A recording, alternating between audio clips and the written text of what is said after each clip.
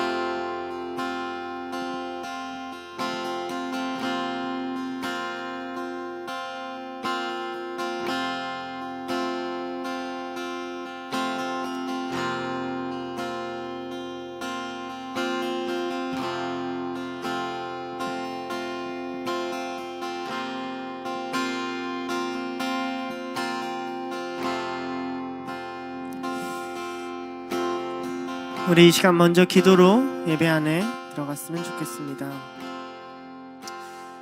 여러분, 우리 안에 있는 죄와 문제, 그리고 거룩하신 하나님 앞에 설 때 우리는 반드시 괴리감을 느끼게 됩니다. 나는 입술로는 거룩한 것을 얘기하며 삶으로는 그렇게 살아내지 못하고, 교회에 와서는 거룩한 척 연기하며 집으로 돌아가서 아무도 보지 않는 곳에서의 말과 생각은 그렇지 않은 그 두 가지 모습을 다 가지고 우리는 하나님 앞으로 나아옵니다. 죄를 고백하지 않는 자는 은혜를 고백할 수 없습니다. 주님이 주시는 은혜는 늘 우리 죄의 위를 덮기 때문입니다. 이 시간 우리가 먼저 입술을 열어 하나님께 죄인된 나를 바라봐 달라고, 죄인 같은 나를 받아주셔서 감사하다고 고백하며 나가겠습니다. 기도하시겠습니다. 하나님 아버지, 감사합니다. 우리를 이 가운데 불러주시고 보내주시고 역사하여 주심에 감사합니다. 주님, 저희는 죄인입니다. 예배 드려서 그래서 변화가 있나 싶을 때도 많습니다. 찬양 불러도 무너질 때도 많습니다. 말씀을 봐도 넘어질 때도 많습니다. 당신이 일으켜 주셔야 하는, 성령님이 붙들어 주셔야 하는, 내 안에 끊임없는 위선과 교만과 괴리감을 느끼는 주님, 우리는 죄인입니다. 그러나 은혜 앞에 엎드립니다. 당신의 얼굴 앞에 엎드립니다. 은혜 받으러 왔습니다.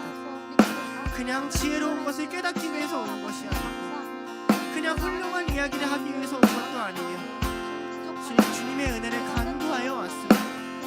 주님, 우리 안에 은혜를 부어주시고 사랑을 부어주시고 믿음을 허락하여 주셔서 주님, 그 걸어가는 모든 시간 가운데 하나님의 사랑과 은혜가 함께하여 주시고, 하나님의 사랑과 은혜가 역사하여 주시고, 주님, 그 가운데 주님, 우리의 사랑하는 하나님과 함께하여 주시고, 우리가 진심으로 찬양하게 해주시옵소서. 우리의 죄인된 우리를 받아주시고, 하나님, 주님을 외면하는 우리를 받아주시고, 하나님, 상처있고 우리의 쓰러진 자들을 주님 대신 품어주시고, 우리의 죄 때문에 신음하는 자들을 하나님 가서 위로하시고, 하나님, 세상의 고난과 고통에 대답하시는 그 하나님의 얼굴을 우리가 간구합니다. 각자의 죄를 찾아가시고 각자의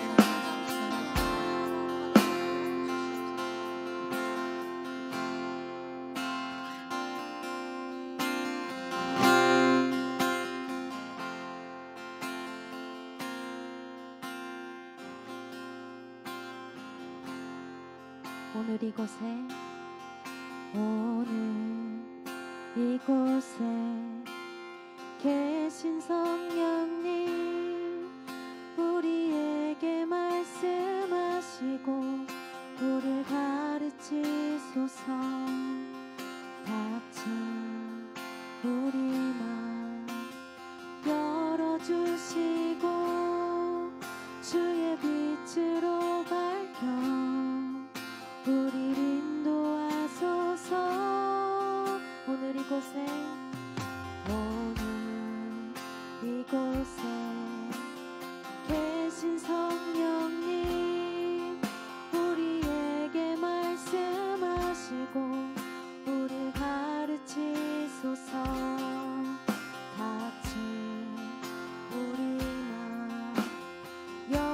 열어주시고 주의 빛으로 밝혀 우리를 인도하소서. 주님보다 앞서지 않고 겸손하게 주님의 말씀 기다리니 주님 손에 우릴 드립니다. 사랑으로 인도하소서. 처음부터 고백합니다. 오늘 이곳에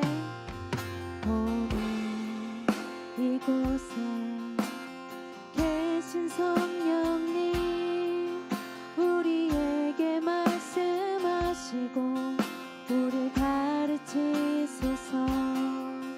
같이 우리 맘 열어주시고 주의 빛으로 밝혀 우리를 인도하소서.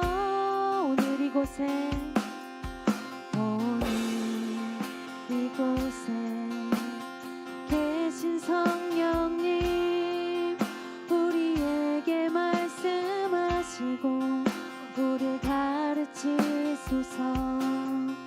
같이 우리 맘 열어주시고 주의 빛으로 밝혀 우리를 인도하소서. 주님보다 앞서지 않고 겸손하게 주님의 말씀 기다리니 주님 손에 우릴 드립니다. 사랑으로 인도하소서. 주님보다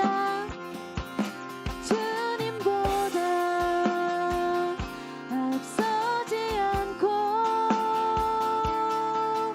겸손하게 주님의 말씀 기다리니 주님 손에 우릴 드립니다. 사랑으로 인도하소서.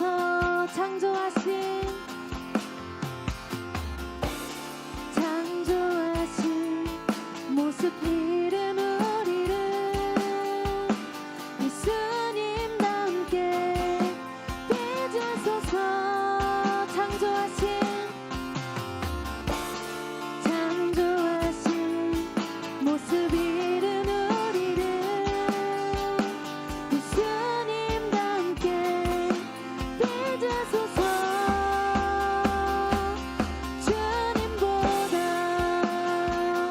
앞서지 않고 겸손하게 주님의 말씀 기다리니 주님 손에 우릴 드립니다. 사랑으로 인도하소서. 주님보다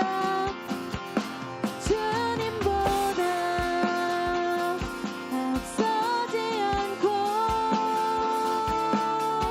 겸손하게 주님의 말씀 기다리니 주님 손에 우릴 드립니다. 사랑으로 인도하소서. 사랑으로 인도하소서. 사랑으로 인도하소서. 사랑으로 인도하소서. 사랑으로 인도하소서. 우리를 인도하시는 주님만을 따라갑니다.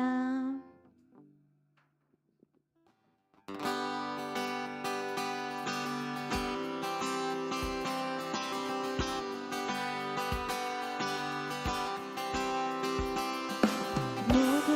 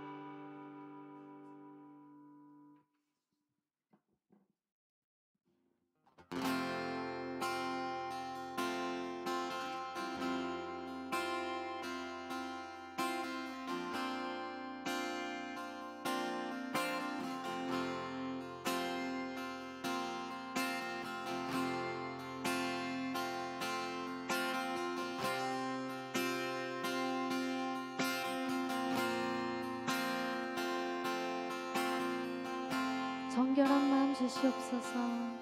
정결한 마음 주시옵소서.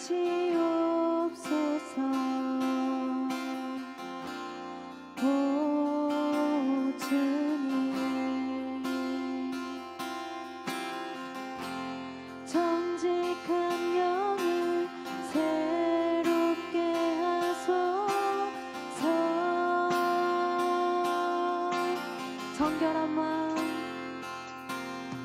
정결한 마음 주시옵소서. 오 주님, 정직한 영을 새롭게 하소서. 다시 한번 정결한 마음, 정결한 마음 주시옵소서. 오 주님, 정직한 영을 새롭게 하소서.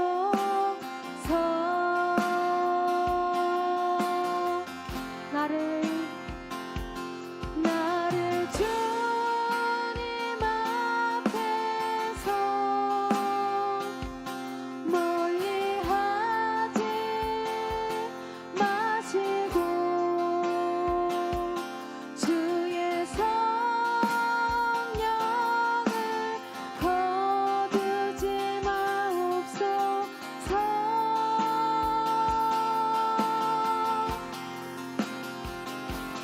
그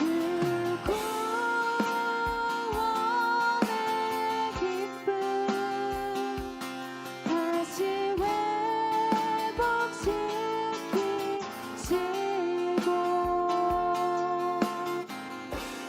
변치 않는 마음 내 안에 주소서.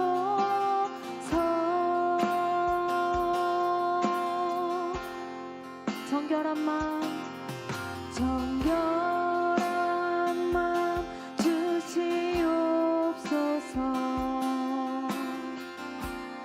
오 주님, 정직한 영을 괴롭게 하소서. 다시 한번 고백합니다. 정결한 마음 주시옵소서. 정결한 마음 주시옵소서. 오 주님, 정직한 영을 괴롭게 하소서. 나를 주님 앞에서, 나를 주님 앞에서 멀리하지 마시고 주의 성령을 거두지 마옵소서.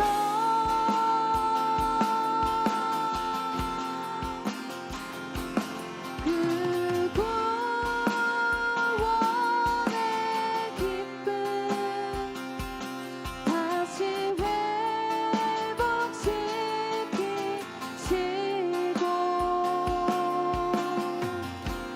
변치 않는 마음 내 안에 주소서. 나를 주님 앞에서, 나를 주님 앞에서 멀리하지 마시고 주의 성령을 거두지 마옵소서.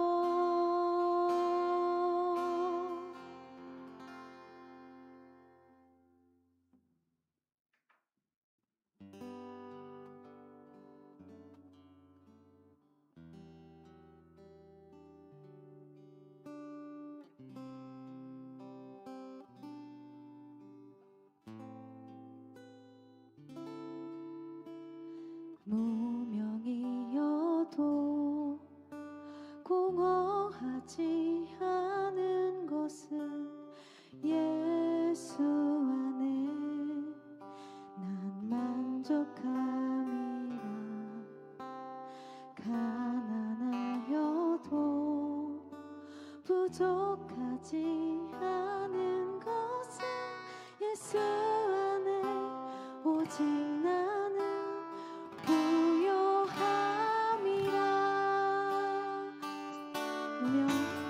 무명이어도 공허하지 않은 것은 예수 안에 난 만족함이라.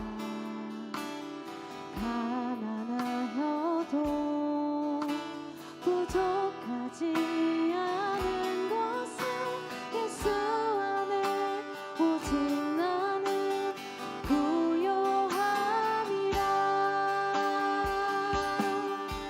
난 예수로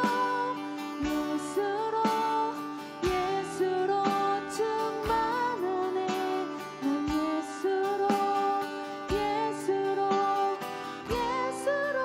충만하네. 난 예수로 충만하네. 영원한 왕 내 안에 살아계시네.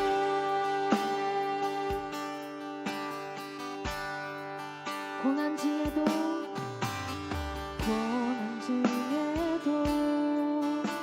견뎌낼 수 있는 것은 주의 계획 믿기 때문이라. 실패하여도 일어설 수 있는 것은 예수 안에 오직 나는 승리함이라. 난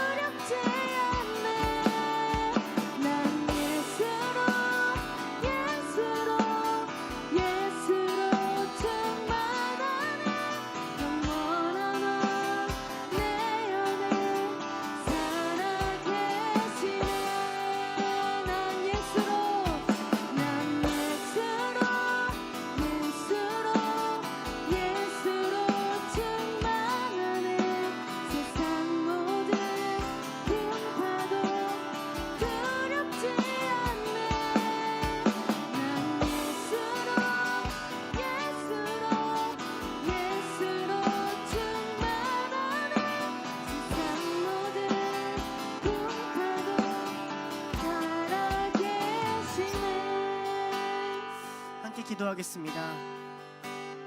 여러분, 세상은 연약한 게 연약하지 않아지는 게 복이지만 우리는 연약한 걸 자랑하는 게 복입니다. 세상은 문제가 없어지는 게 복이지만 우리는 문제를 품고 그 한가운데 뛰어들 수 있는 게 복입니다. 하나님이 죄 가운데 오셨습니다. 우리의 죄 가운데 오셨고 우리의 문제 가운데 오셨습니다. 우리가 우리의 죄를 피하면, 우리의 문제를 피하면 그 안에 살아계신 예수 그리스도도 피하게 됩니다. 나의 유한함, 나의 부족함, 나의 연약함 하나님께 다 말씀드리고 다 내어듣고 그 안에 계신 예수 그리스도, 영원한 주님 바라보고 싶다고. 주님, 내가 이렇게 죄인이지만, 내가 세리와 같지만 감히 하늘을 쳐다보지 못하지만 그래도 영원한 왕 앞에 나왔습니다 고백하며 함께 기도하며 나아가겠습니다. 기도하시겠습니다. 주여 아버지, 함께하여 주시옵소서. 주님, 우리가 부족합니다. 우리가 연약합니다. 그러나 연약한 것들을 자랑합니다. 당신이 인간의 몸으로 오셨고 당신이 아이의 몸으로 오셨으며 당신이 병자들 사이에 오셨음을 고백합니다. 당신이 말씀하십니다. 내가 낫기를 원하느냐. 주님, 오직 병자들이 의사를 찾습니다. 오직 환자들이 고침을 받습니다. 자신이 의인이라 생각하는 자들, 고침받을 게 없다고 생각하는 자들은 하나님의 은혜를 누리지 못할 것입니다. 주님, 그러나 우리는 우리의 문제를 외면하고 살았습니다. 우리의 문제를 발견하고 싶지 않아 합니다. 우리의 것들을 하나님 드러내고 싶지 않아 합니다. 우리의 생각이 악한지도 모르고 살아갑니다. 주님, 이것을 용서하여 주시옵소서. 주님, 이것을 위로를 허락하여 주시옵소서. 주님, 우리의 마음을 붙들어 주시옵소서. 우리의 죄 가운데 오신 예수님, 연약함을 몸을 입고 오신 예수님, 우리의 긍휼히 여기신 예수님, 우리의 무너짐을 경험하신 예수님, 우리의 배고픔과 궁핍함을 경험한 예수님, 주님, 우리가 부유해지는 것이 길이 아니며, 주님, 우리가 가난하여도 주님을 부르짖고, 주님, 우리가 훌륭해지는 것이 길이 아니며, 주님, 우리가 평생 엎드려져도 당신 앞에만 엎드려지겠다고 고백합니다. 종으로 와도 주인을 그리스도처럼 섬기며 부족한 자가 돼도 하나님을 섬기는 세상을 바라보는 이유는 내가 이 죄인된 세상 가운데 연약한 몸을 지고 구원자이신 그리스도를 만났기 때문입니다. 주님, 우리를 붙들어 주시옵소서. 주님, 우리와 함께하여 주시옵소서. 우리를 바라보게 하여 주시옵소서. 하나님 이 가운데 살아갑니다. 주님, 우리와 함께하여 주시옵소서. 주님, 우리와 함께하여 주시옵소서. 죄된 가운데 당신을 외면하지 않기 위하여 나의 죄를 바라봅니다. 당신을 외면하지 않기 위하여 나의 연약함을 바라봅니다. 당신을 외면하지 않기 위하여 나의 문제를 바라봅니다. 당신을 외면하지 않기 위하여 멀리 있든지 가까이 있든지 낮은 곳에 있든지 높은 곳에 있든지 당신의 얼굴을 외면하지 않기 위하여 하나님 나아갑니다. 청결한 자는 복이 있을지, 마음에 청결한 자는 복이 있을지니 그들이 하나님을 볼 것이라 말하는 하나님, 그 은혜를 우리에게도 허락하여 주시옵소서. 정결한 마음을 허락하여 주시옵소서. 정직한 마음을 허락하여 주시옵소서. 주님을 바라볼 수 있는 하나님, 그런 자들이 될 수 있도록 주님 인도하여 주시옵소서. 주님, 우리가 눈을 들어 주님을 보기를 원할 때에, 우리의 죄가 같이 보일 때에 하나님, 우리가 엎드려 회개하오니 우리의 죄를 씻어내는, 우리를 향해 찾아오시는 예수님의 얼굴을 만날 수 있도록 하나님 인도하여. 이 시간 우리가 잔잔히 한 가지 두고 더 기도하겠습니다. 여러분, 이 세상에서 죄가 있다는 것은 단지 우리 행위가 악하고 선하다는 이야기가 아닙니다. 세상은 죄에 사로잡혀 있습니다. 성경은 우리에게 그렇게 말합니다. 죄는 우리보다 큽니다. 그래서 누군가는 필요하지 않는 질병에 걸리고 원치 않는 곳에 태어나며 무너지고 서로 미워하고 음해하고 살아갑니다. 이 땅을 좀 불쌍히 여겨달라고 내 주위의 연약한 자들, 병든 자들, 어린 자들, 부족한 자들 생각하며 함께 기도했으면 좋겠습니다. 함께 기도하겠습니다. 하나님 아버지, 감사합니다. 주님이 우리 이 땅을 불쌍히 여겨 주시옵소서. 주님이 이 땅을 불쌍히 여겨 주시옵소서. 주님이 이 땅에 긍휼을 베풀어 주시옵소서. 죄가 다스리기 때문에 서로 나누어 싸우는데 자신이 무엇 때문에 싸우는지도 모릅니다. 서로를 차별하고 갈라서는데 무엇 때문에 차별하는지도 모릅니다. 누군가를 미워하는데 무엇 때문에 미워하는지도 모릅니다. 유한함을 느끼고 허무한데 무엇 때문에 허무해야 하는지도 모릅니다. 하루하루 답답한데 무엇 때문에 답답해하는지도 모릅니다. 비교하고 더 나아지려고 하는데 무엇 때문에 이렇게 애를 쓰는지도 모릅니다. 죄가 다스리는 세상입니다. 예수 그리스도가 없으면, 죄에서 승리하신 당신이 없으면 길이 없는데, 길을 잃고 방황하는 자들이 있습니다. 건강의 문제로 방황을 하며 재정의 문제로 방황을 하고 관계의 문제로 방황을 합니다. 주여 그들을 불쌍히 여겨 주시옵소서. 주여 그들을 불쌍히 여겨 주시옵소서. 하나님 저들을 불쌍히 여겨 주시고 하나님 우리를 불쌍히 여겨 주시옵소서. 이 죄된 세상 가운데 살아가는 우리를 불쌍히 여겨 주시옵소서. 주님 이 가운데 은혜와 긍휼을 간구하는 자들이 있습니다. 이들의 기도의 소리를 들어주시고 이 기도를 향해 흠양하여 주시고 이 기도가 울려 퍼지는 대로 아버지의 마음을 부어주셔서 아버지의 마음이 그들을 연약한 자들, 부족한 자들, 어린 자들, 작은 자들에게 흘러갈 수 있도록 주님 우리의 입술을 열어서 성령님이 원하시는 기도를 하게 하여 주시옵소서. 주님이 원하시는 그런 기도를 하게 하여 주시옵소서. 주님 예수로 온 땅이 충만하게 하여 주시옵소서. 작은 자들을 돌보시는 예수 그리스도의 마음이 이곳에 가득하게 원합니다. 하나님의 마음이 이곳에 가득하게 하여 주시옵소서. 온 인류를 불쌍히 여기셨던 자기 자신을 내어주셨던 하나님의 사랑이 이곳에도 가득하게 원합니다. 주님 우리에게 부어주시고 주님 우리와 함께하여 주시옵소서. 주님 우리와 역사하여 주시옵소서. 주님 하나님 아버지 감사합니다.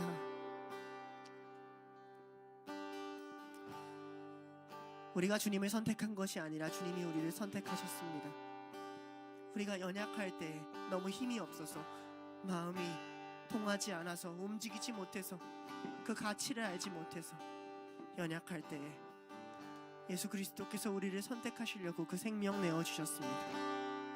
우리가 죄인 되었을 때에 당신을 미워하고 당신에게 미운 짓만 하고 당신을 외면할 때에 그때에도 당신은 우리를 기다리시며 아버지께서 그 아들을 우리에게 기꺼이 내어주셨음을 고백합니다.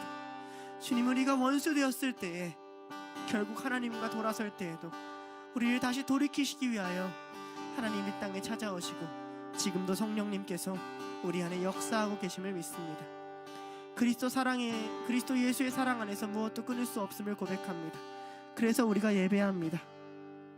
그냥 스스로 가치가 있고 자격이 돼서 예배하는 것이 아니라 아무런 자격이 없지만 우리의 노래와 찬양으로 당신이 더 영광스러워지지도 않지만 그러나 오늘 우리에게 그 사랑 누리라고 그 말씀 들으라고 그 영광을 좀 보라고 말씀하시는 하나님 경험하기 위해서 주님 우리가 이 자리에 당신의 얼굴을 구하며 그 영광스러운 당신을 인정합니다.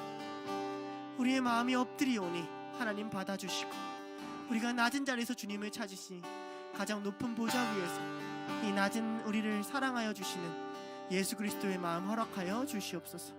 말씀을 들을 때 들을 말씀 하나님이 전해주고 싶은 말씀 듣게 하시고 그 가운데 삶이 살아나고 회복되는 역사가 있게 하여 주시옵소서. 감사드리며 예수님의 이름으로 기도드렸습니다. 아멘. 함께 사도신경 하시겠습니다.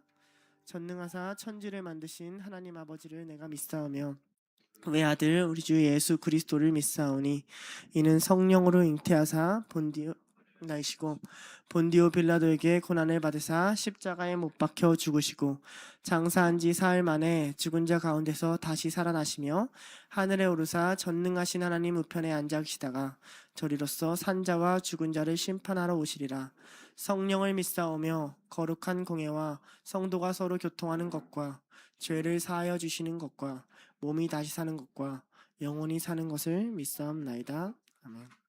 함께 볼 말씀은 사무엘하 12장 15절에서 25절 말씀입니다.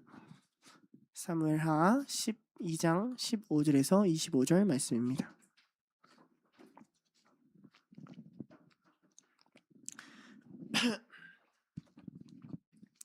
다 찾으셨으면 저 한 절, 여러분 한 절 번갈아 가면서 교독하도록 하시겠습니다. 나단이 자기 집으로 돌아가니라. 우리아의 아내가 다윗에게 낳은 아이를 여호와께서 치심에 심히 앓는지라.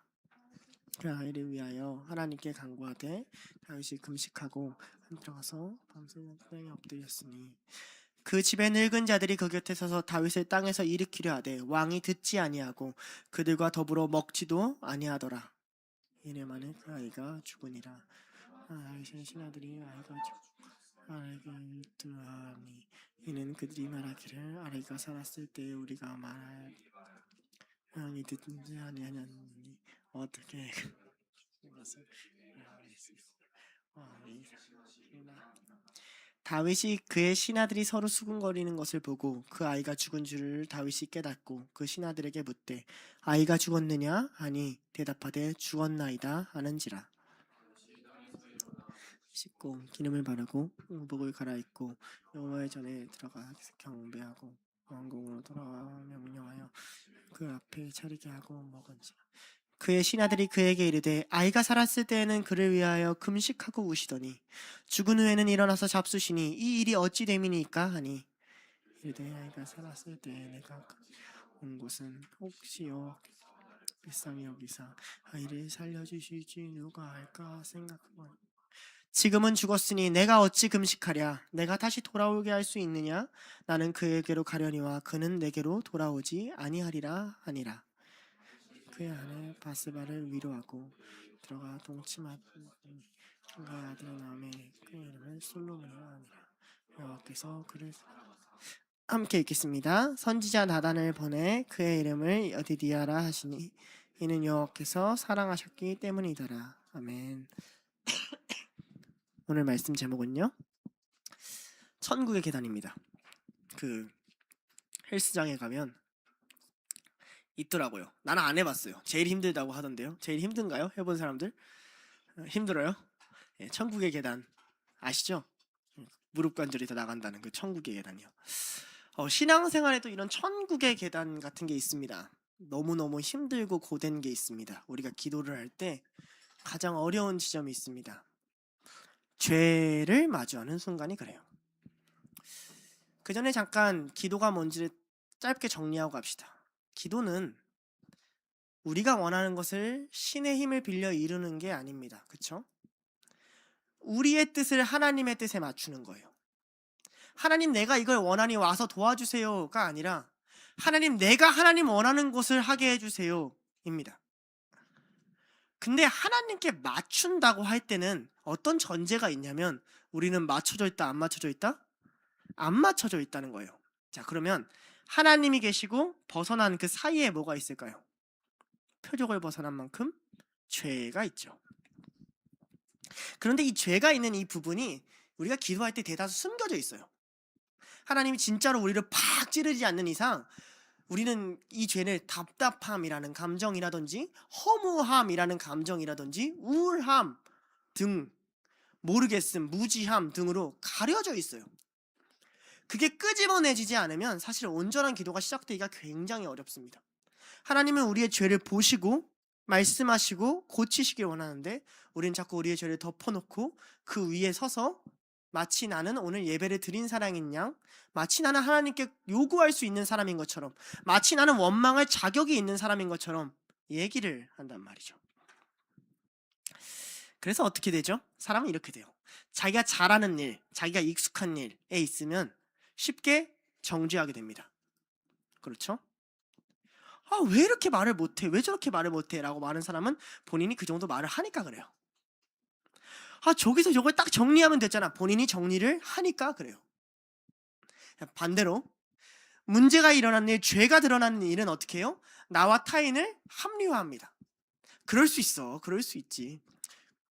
그러면서 정죄하는 자신이 의롭다 생각해요. 나는 바른 것을 얘기했으니까 의로운 거야. 또한 합리화하는 자신이 너그럽다 생각해요. 나는 저 사람의 문제에도 흔들리지 않으니까 너그러운 거야. 이 문제가 우리 안에 끊임없이 반복됩니다. 어떻게 해야 될까요? 오늘 우리는 다윗의 기도를 볼 거예요. 아니 정확히는 다윗의 기도의 태도와 자세를 볼 거예요. 그리고 그게 굉장히 중요해요. 오늘 이 본문에는 다윗이 뭐라고 기도했는지가 정확히 나와 있지가 않아요. 시편에 기록되어 있는 게 있어요.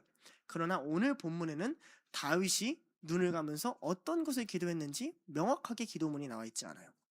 이게 뭐랑 비교가 되냐면 성전을 지었을 때 다윗의 기도랑 비견이 돼요. 그때는 다윗의 기도문 전체가 기록되어 있죠. 그러니 오늘 본문은 성경에서 뭘 드러내고 싶어요? 어떻게 기도하지? 어떤 말로 회개하지? 어떤 단어를 쓰면 용서가 받지?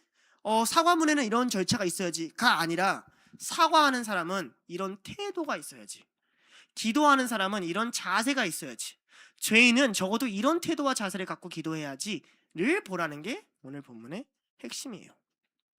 자, 오늘 다윗이 죄 가운데 어떻게 자기 자신의 하나님의 뜻에 맞추는지를 계단에 비유하여 한번 보도록 하겠습니다. 자, 첫 번째요. 1단계는 무지의 계단입니다. 처음 단계예요. 2단계가 가장 가벼워요. 왜 아시죠? 모든 운동기구는 단계를 올릴 수 있다는 거. 아직 가벼운 단계입니다. 다윗이 왕이 됐어요. 평온해요. 진짜 간만에 평온이에요.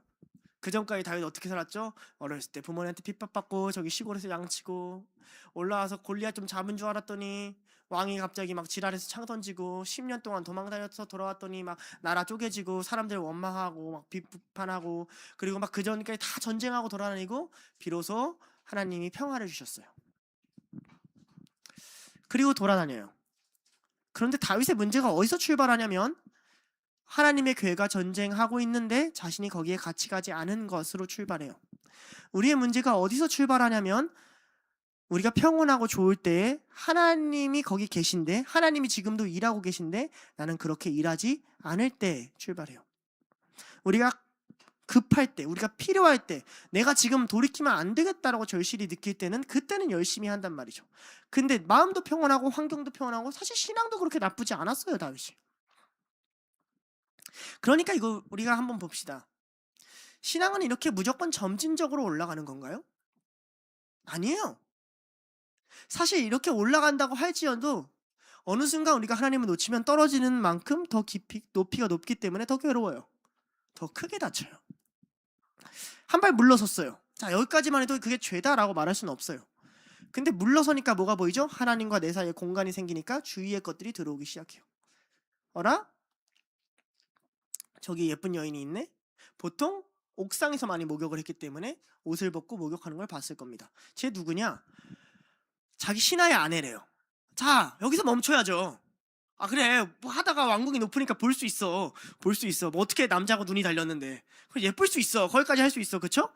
뭐 그게 뭐 잘했다는 짓은 아니지만 거기서 멈췄어야죠. 근데 데리고 오라 그래요. 여기서 첫 번째로 자기 마음을 딱 깎아내렸어요. 찔릴 수도 있었지만 한번 무시했어요. 자, 어떻게 되죠? 마음이 더 둔해져요. 이거 아닌데. 근데 어쨌든 신하들은 얘기를 듣죠. 그리고 나서 임신했다는 소식을 들어요. 그러니까 적어도 몇 달이 지났어요. 그 당시에는 생리가 끊어진 걸 확인해야 되니까 2-3달이 지나야 돼요. 그러니까 2-3달 동안 이 사람을 범해놓고 아무렇지도 않게 살았다는 거예요. 그리고 2-3달 동안 전쟁이 계속 일어나고 있었다는 거예요. 다윗은 그렇게 살다가 임신했다는 소리 들어요. 덜컥 두려움이 왔어요. 그러니까 우리아를 죽이라 그러죠. 무서우니까. 그렇죠? 그거 다 감당할 수 있어. 아무런 문제도 아니야. 그럼 우리아를 왜 죽이라 그래요? 덜컥 무서운데 그럼 여기서 이제 하나님 앞에 엎드렸어요. 주여, 제가 죄를 졌습니다. 근데 한 번 듣고 야, 우리아 집에 데리고 와. 우리아가 잔 걸로 하자. 내 아이 아니고 제 아이로 하면 되잖아. 우리에게도 늘 이런 길이 있어요. 쉬운 길. 제가 잘못했습니다. 제가 이걸 고치겠습니다. 말하기가 싫어서 그냥 좀 아프다 그러자. 좀 힘들다 그러자. 좀 넘어가자. 넘어가면 되잖아. 내가 좀 변명을 좀 하자. 길을 만들어 보자. 마음이 한 번 더 찔림에서 꺾였어요. 한 번 더 둔해지죠. 그 우리아가 왔어요. 근데 우리아 어떤 애예요? 자요 안 자요? 앉아. 충성스러워서 밖에 나가가지고 신하들이랑 누워있어. 화가 나요. 왜 화가 나요? 다윗이 우리아한테 전쟁하라고 해서 전쟁했는데 너 왜 왕 명령 듣지 않냐고 화를 내요. 진짜 화를 내요. 진짜 화를 냈겠죠. 여러분, 우리 안의 분노에는 우리의 죄 때문에 하는 분노가 굉장히 많아요. 내가 당하기 싫어서, 내가 공격받기 싫어서, 내 문제가 드러나기 싫어서, 내 수치가 드러나기 싫어서. 특히 가까운 사이가 더 그래요. 엄마가 잔소리하지 말라는 것에 대한 반항들이 다 내 문제가 드러나기 싫어서 하는 경우가 많아요. 그 말이 옳고 그름이 아니라. 그럼 우리아는 뭘 보여줘? 이렇게 충성스러운 신하가 있다는 걸 보여줘요. 거기서 한 번 더 깨달았어야죠. 내가 그렇게 충성스러운 사람이었는데. 근데 깨닫지 않아요. 그러니까 어떻게 해요? 우리아를 죽이라고 합니다. 죽이라고 명령을 해요. 그리고 우리아가 죽었다는 소식을 듣고도 잘했다고 칭찬해줘요. 여기서도 한 번 또 자기 마음을 완악하게 합니다. 시간이 좀 지나죠. 우리는 이때부터 의아해집니다. 야, 이 다윗이 그 요나단이 죽었다는 소식만을 듣고도 막 펑펑 울었던 그 다윗이 맞나? 다윗 원래 엄청 F거든요. 시편 보면 몰라요?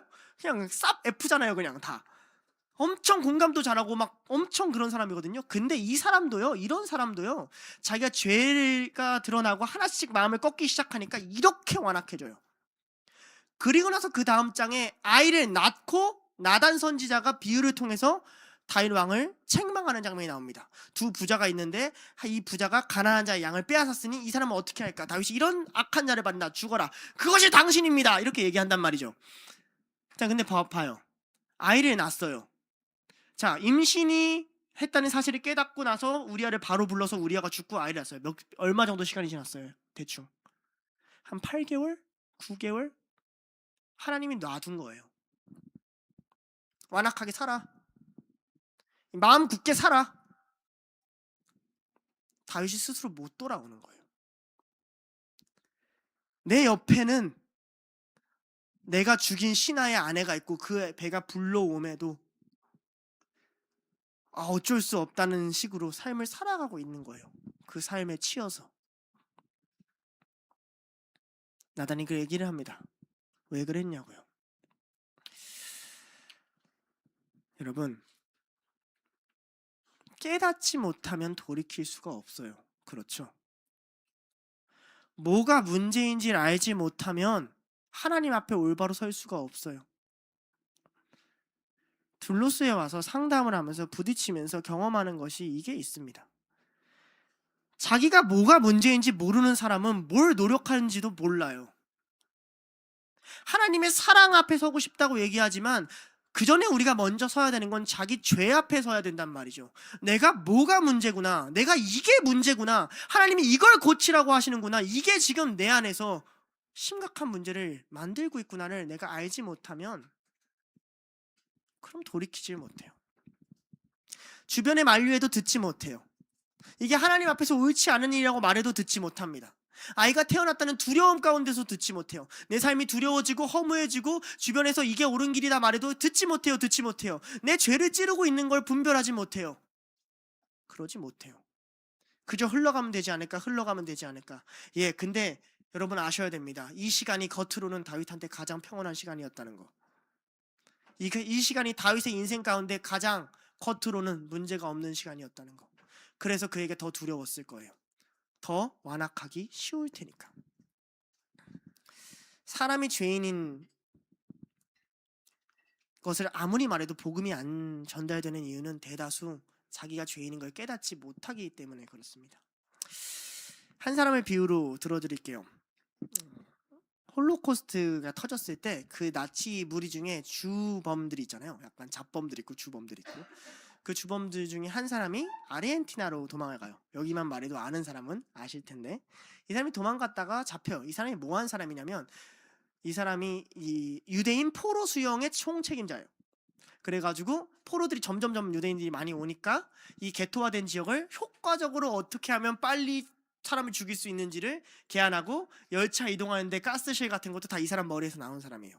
이 사람의 이름이 아이히만이라는 사람이에요. 들어봤나요? 유명한 책이 있어요. 예루살렘의 아이히만, 혹은 한나 아렌트라는 작가의 악의 평범성, 뭐 이런 책이 있는데, 그 사람이 잡혀와요. 아르헨티나에서 잡혀와가지고 이제 독일, 그다음에 예루살렘에 와서 재판부에 넘겨집니다. 예루살렘에서 이제 재판을 하는데 사람들이 깜짝 놀라게 돼요. 자, 그 정도로 악한 사람이면 말하는 것부터가 약간 반사회적일 것이며 행동 자체가 조금 이상할 것이다 라고 사람들이 생각했던 거죠. 사람을 죽이기를 즐겼으니까. 근데 이 사람이 잡혀올 때 내 자녀의 아버지였고요, 아내에게 엄청 친절한 남편이었어요. 그리고 어떤 일이든 성실하게 해내는 공무원이었어요. 그 사람은 주장합니다. 나는 나에게 맡겨진 일을 가장 빠르고 효과적으로 처리하는 법을 제안했을 뿐이다. 한나 아렌트는 이걸 보면서 깜짝 놀라요.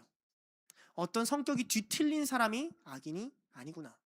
저 사람은 지금 자기가 한 일을 굉장히 평범한 일이라고 생각하고 있구나. 그런데 하필이면 내게 떨어진 업무가 악한 업무였다는 것 뿐이에요. 그런데 이게 우리한테 비유해 봅시다. 누군가 회사에 어떤 업무를 하는데 이걸 통해서 아래 하청 업체들이 좀 고통을 받는다고 할 때 거기서 맞서 싸울 수 있는 회사원들이 몇 명이나 되겠어요? 물론 유대인 학살 같은 큰 문제로 가기까지 그가 처음부터 유대인을 학살해야지 라는 업무를 맡지는 않았을 겁니다. 히틀러도 처음부터 그런 명령을 하진 않았으니까요. 그런데 사람을 괴롭히고 죽이는 일에 그냥 이것은 업무일 뿐이야, 업무일 뿐이야, 업무일 뿐이야 해서 600만 명의 유대인들을 학살하고 나서 그 앞에서도 뭐라고 얘기해요? 나는 그냥 공무원이었을 뿐이에요. 죄가 없나요? 그렇다고? 무지가 죄예요. 다윗의 상태가 그래요. 이것이 사람들 안에 뿌리 깊게 자리 잡고 있다는 것을 어린 아이들을 보면 알 수 있어요. 애들이 가만 놔두면 싸우거든요. 왜 그렇게 싸우는지 모르겠어요. 싸워요. 막 이빨로 막 얼굴 물고. 그럼 와요, 저한테. 짜드자님 와요. 자, 보통은 가장 큰 고통을 받은 그 순간 그 고통받은 애가 와요. 와서 전사님 하면 열의 9은, 한 경우는 뭐 약간의 예외를 제외하고는 얘도 잘못이 있어요. 이 새끼도 물릴 만한 짓을 해요. 그러니까 그러지 말지. 꼭 그렇게 지가 할 거 놀 거 다 놓고 줄 거 안 주고 나눠줄 거 안 줘놓고 물렸다고 와요. 그런데 내 앞에서는 절대 자기가 한 악행을 얘기하지 않습니다. 자기가 받은 고통에 내가 공감해 주기를 바래요. 그러면서 그것을 부풀려요. 내가 이렇게 하려고 했는데 자기도 모르게 교묘하게 거짓말을 해댑니다. 인간 본성이 그래요. 입술을 열고 말을 할 수 있는 나이부터 그래요. 알고 어린아이네 하고 넘어가 줄 수 없어요. 넘어가면 안 된다는 사실을 기독교 교부 중에 어거스틴이 발견했어요. 자기가 10대 시절에 어떤 일을 했냐면 과수원들을 돌아내면서 열매들을 따고 다녔대요. 나중에 열매들을 따고 때리고 다녔을 때 그 열매들을 다 먹었냐? 먹지도 않았대요. 배고파서 그런 것도 아니래요. 그냥 순전히 남의 밭을 망가뜨리는 것에 즐거움을 느꼈대요. 그런데 사람들은 이렇게 얘기하더랍니다. 10대니까 그럴 수 있지. 근데 자기가 하나님을 만나고 여기에 어마무시한 부끄러움을 느껴요. 10대니까 그럴 수 있던 것이 아니었다. 내가 한 사람의 농작물을 망쳐놓고, 내가 한 사람의 인생을 무너뜨려 놓고, 내가 한 사람의 하루를 뭉개뜨려 놓고 그럴 수도 있지라고 말하는 것은 우리가 죄에 대한 인식에서 벗어나고 싶어 하기 때문이며, 우리가 모두의 죄를 바라보면 견디지 못하기 때문에 그래요. 그렇지 않습니까? 여러분, 이게 우리가 첫 번째로 뒤져야 하는 계단이에요. 기도하고 싶다고요? 그럼 죄를 보세요. 문제가 무엇인지를 깨달으란 말입니다. 죄가 없다면 하나님이 여러분을 구원해 줄 이유가 없습니다. 하나님이 여러분을 죄로부터 건지러 온 것인데, 나는 하나님 건질 게 없습니다. 나는 이미 건져져 있습니다. 나는 좋은 것만 주시면 됩니다. 라고 말하는 건 예수님이한테 이렇게 말하는 거랑 같아요. 나는 당신이 이 땅에 오신 목적과 아무런 연관이 없는 사람입니다.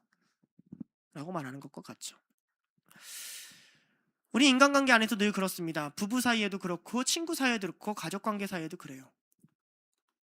이런 소식도 들었어요. 남편이 바람을 폈어요. 아내는 신실했는데. 그리고 그게 아내한테 걸렸어요. 남편이, 아내가 그래서 막 울분해져서 막 쏟아냈습니다. 왜 그러냐고. 그 남편이 뭐라고 하냐면, 너가 이러니까 내가 바람을 피지라고 말했대요. 그 말이 틀리죠. 말도 안 되죠. 왜 그럴까요, 인간이?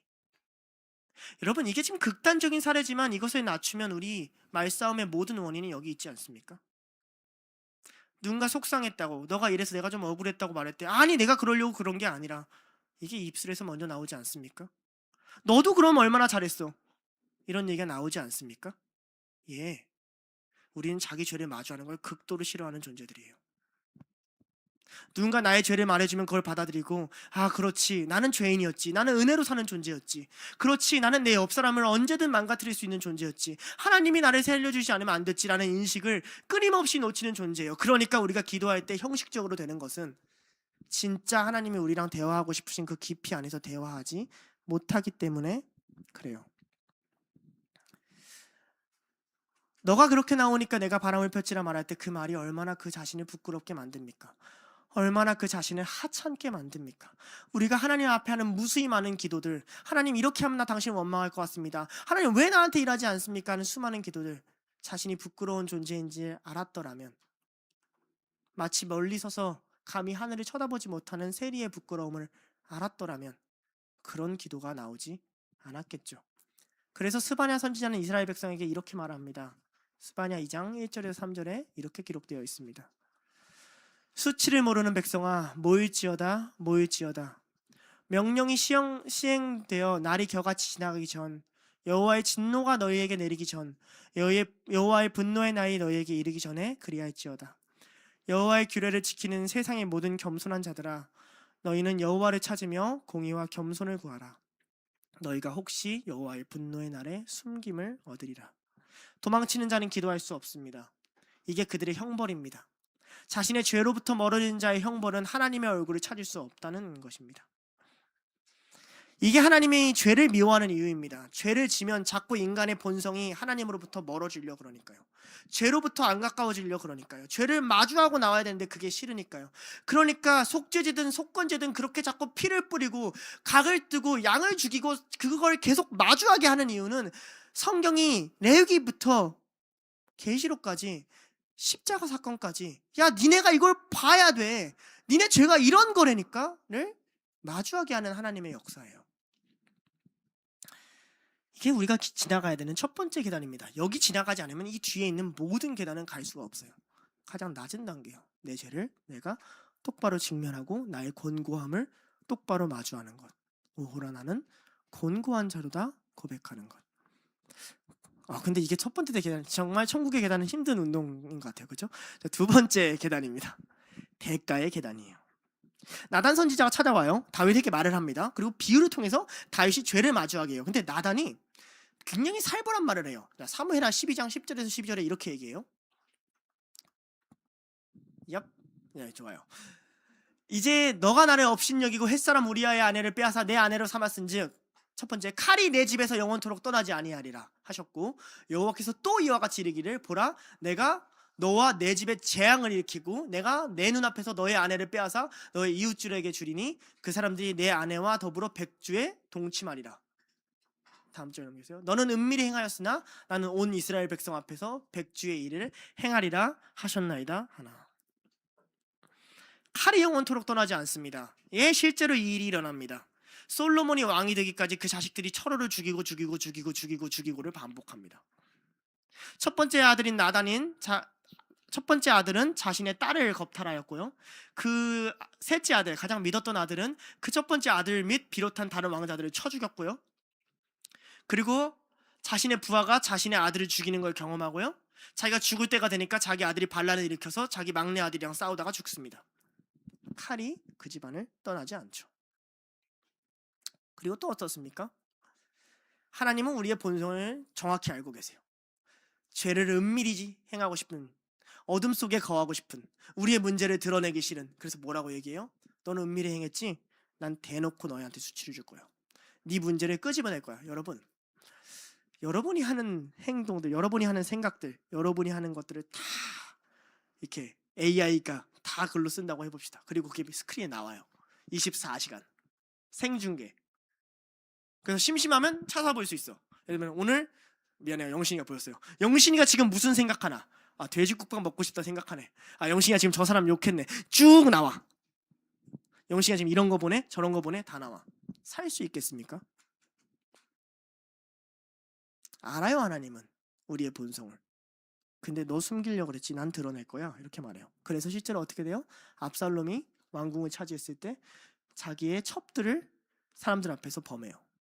내가 이제 왕권을 차지했다는 으스댐이에요. 다윗이 수치를 당합니다. 그런데 그 다음 절에 진짜 이상한 말을 해요. 사무엘하 12장 13절에서 14절이에요. 이게 진짜 이상한 말이에요. 다윗이 나단에게 이르되 내가 여호와께 죄를 범하였노라 하매 나단이 다윗에게 말하되 여호와께서도 당신의 죄를 사하였나니 당신이 죽지 아니하려니와 이 일로 말미암아 여호와의 원수가 크게 비방거리를 얻게 하셨으니 당신이 낳은 아이가 반드시 죽으리라 하고. 그럼 봐봐요. 다시 한번 켜주세요. 죄를 사하였다고 했어요? 아니면 안 사했다고 그랬어요? 사했다고 했죠. 다윗이 그 얘기를 듣고 하나님 잘못했습니다 이래요. 죄 지었습니다. 그러니까 죄 사했대요. 죄 사했다고 하면 우리는 어떻게 생각해요? 야, 하나님이 우리 용서해줬다. 이제 그럼 우리 집에 칼도 없고 내 부끄러움도 드러나지 않고 이 아이도 안 죽겠구나. 이게 우리가 생각하는 거죠. 그렇죠?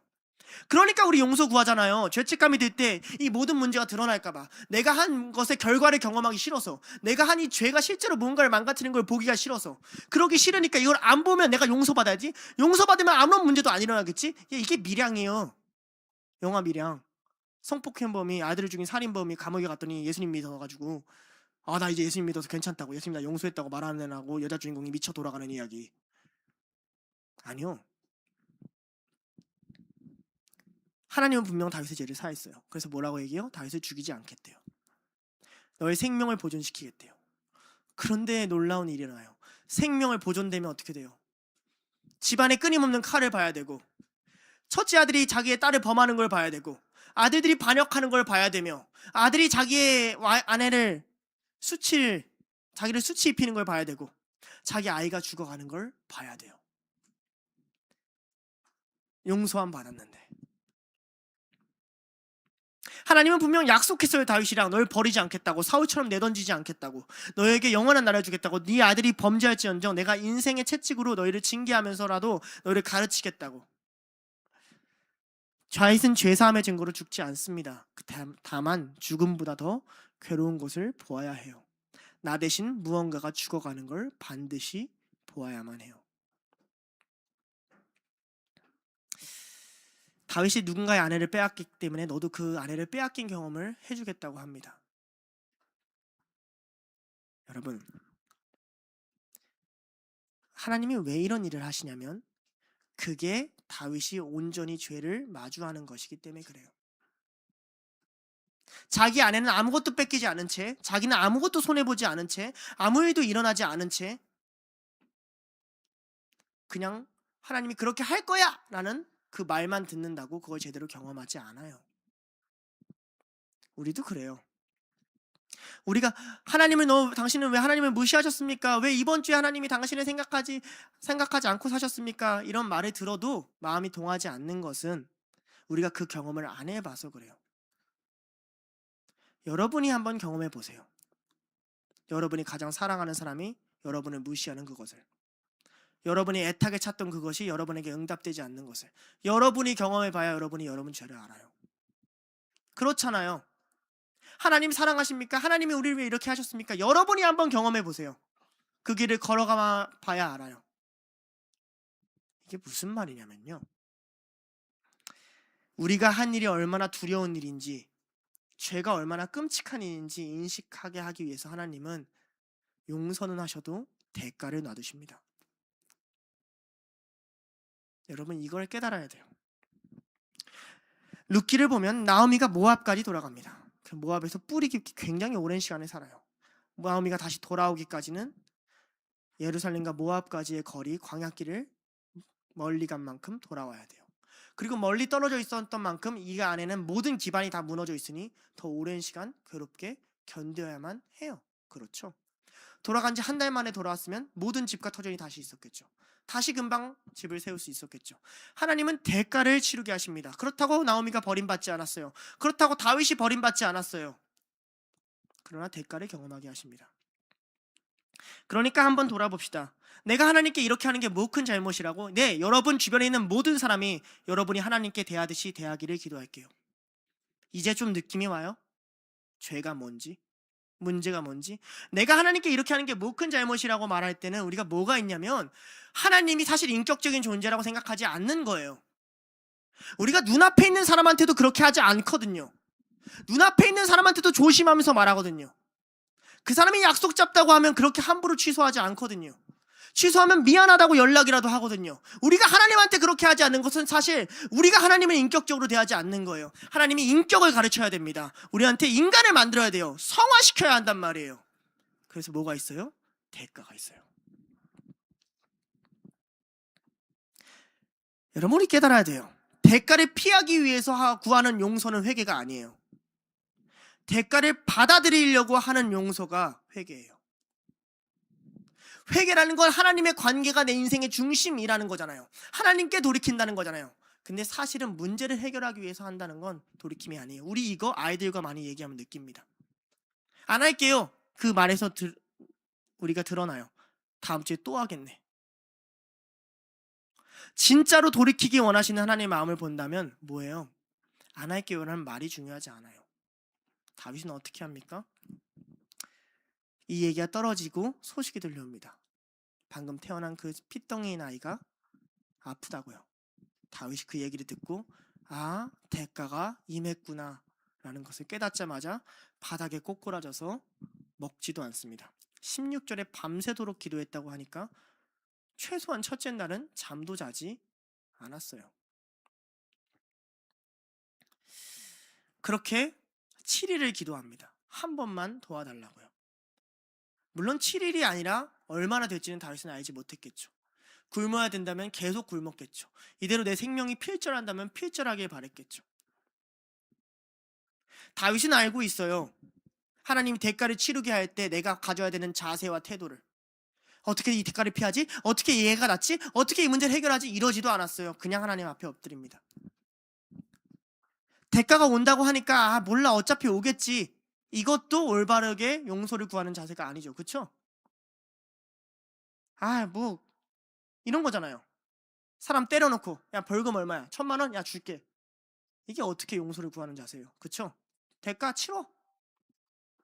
그리고 이것도 아니죠. 사람 때려놓고 아 그래도 어떻게든 벌금은 안 받으려고 계속. 아 그래도 나 이 생활은 유지시켜주면 나 연예인인데 어떻게든 너 말만 안 하면 돼. 어떻게든 나 연예인 유지시켜주면 안 될까? 계속 이러면 상대방이 뭘 느껴요? 얘 나한테 미안한 거 아니구나. 죄를 마주한 사람이 용서를 구할 때는 뭐가 있냐면 그에 대한 대가를 경험하게 됩니다. 대가를 경험하게 돼요. 거기 안에 고통을 충분히 누리게 됩니다. 괴롭게 돼요. 예. 죄의 대가로 인간은 일을 합니다. 그래서 우리 인생이 이렇게 수고스러운 거예요. 죄의 대가로 출산하는 고통이 더해진다 그랬어요. 그래서 우리 인생이 이렇게 피로한 거예요. 근데 다윗은 알고 있어요. 죄의 대가를 치를 때 무엇을 드려야 하는지. 시편 51편 16절 17절에 다윗은 이렇게 말해요. 주께서는 제사를 기뻐하지 아니하시나니 그렇지 아니하면 내가 드렸을 것이라. 주는 번제를 기뻐하지 아니하시나이다. 하나님께서 구하시는 제사는 상한 심령이라. 하나님이여 상하고 통회하는 마음을 주께서 멸시하지 아니하시리이다. 다윗은 알고 있어요. 하나님 구하는 게 뭔지. 우리는 그렇죠. 용서받아야 돼. 예배를 더 열심히 드릴까? 아니요. 하나님 그거 원치 않으세요. 기도를 좀 더 열심히 해야 돼. 아니요. 그것도 원치 않으세요. 그럼 뭘 원해요? 여러분의 죄를 똑바로 깨닫고 돌아오는 거예요. 그 죄가 뭔지를 뼈저리게 경험하는 거예요. 그게 뭔지가 내 마음속에 각인되어서 다시는 그 죄 앞에 서지 못하는 거예요. 이후의 삶이 의로운 걸 원하세요. 상한 심령이요. 바닥에 엎드려서 먹지도 않고 자지도 않고. 우리요? 죄 졌다고 하면서 잘 처먹고 잘 처자잖아요. 예배 드렸으니까. 예배에서 용서해 주신다는 얘기를 잔뜩 해주니까. 근데 다윗이 또 이상한 얘기를 해요. 하나님이요 당신은 상하고 통회하는 마음을 멸시하지 않을 거라 그래요. 그런데 아이가 죽거든요. 아이가 죽어요. 근데 다윗은 멸시하지 않는다 그래요. 자 그럼 이 말이 뭘까요? 다윗이 본질적으로 구했던 게 아이가 사는 게 아니란 뜻입니다. 다윗이 본질적으로 구했던 게 이 대가를 피해가고 아이가 살아나는 거였다면 멸시당한 거죠. 내가 상한 마음 들였는데 안 이루어졌으니까. 그렇죠? 다윗은 여기서 하나님이 받고자 하는 것이 뭔지를 알았습니다. 여러분 가능한 죄를 범하지 마십시오. 그러나 죄를 범한다고 할지언정 대가를 피해가려는 마음도 품지 마십시오. 대가를 피해가는 자는 더 큰 죄를 지게 됩니다. 더 큰 죄를 지게 되고 더 큰 문제로 떨어지게 됩니다. 우리에게 가장 작은 문제를 경험하는 것, 그건 하나님이 우리에게 치르게 하는 대가를 온전히 치르는 거예요. 그러나 다윗은 용서를 받았어요. 하나님은 다윗을 포기하지 않았어요. 가르치는 거예요. 우리는 그래서 반드시 이 시간이 필요합니다. 십자가에 못 박히는 시간, 이도저도 못하는 시간, 내 죄가 나를 찾아가지고 거기 안에 매여가지고 고통스러운 시간, 그 시간에 하나님만 바라보고 하나님 날 불쌍히 여겨주세요. 하나님 용서해주세요. 하나님 이 죄 가운데 나 좀 구원해주세요. 외치는 시간 가져셔야 합니다. 그것을 바라보고 다윗이 후에 말하는 것처럼 하나님이 여러분을 불쌍히 여길지 어떻게 알겠습니까? 두 번째 계단 더 무겁죠. 죄를 마주하는 것도 더 무거운데 용서받아도 그 대가를 마주해야 된다니요. 근데 세 번째 계단입니다. 이 계단은 강도가 더 올라갑니다. 이윽고 아이가 죽어요. 사람들이 그 소식을 전해주기 너무너무 무서워요. 아이가 죽은 게 너무 억울하지 않냐. 이 얘기는 조금 뒤에 잠깐 같이 하도록 할게요. 사람들이 무서워요. 왜? 다윗이 지금 아이가 살아있을 때도 아프다는 말 가지고 막 바닥에 일어나서 일어나 했는데 저리 비켜 나는 기도할 거야 막 이러면서 막 바닥에서 울면서 기도했는데 아이가 죽었다는 얘기 들으면 거품 묻고 꼬꾸라지고 죽을 것 같으니까 이걸 어떻게 전해야 되나 싶은 거죠. 근데 막 어떻게 막 이러니까 이제 수근거리는 소리 듣고 다윗이 깨달은 거죠. 아, 죽었구나. 안 됐구나. 물어봐요. 아이가 죽었니? 자, 생각해봐요. 지금 이 상태의 다윗은 잠도 거의 못 자고 7일 동안 밥을 안 먹은 상태예요. 아이가 죽었니? 자, 배가 고플까요? 안 고플까요? 모든 게 끝난 다음에 배가 고프겠죠? 자, 20절 한번 볼게요. 20절이 이렇게 나와요.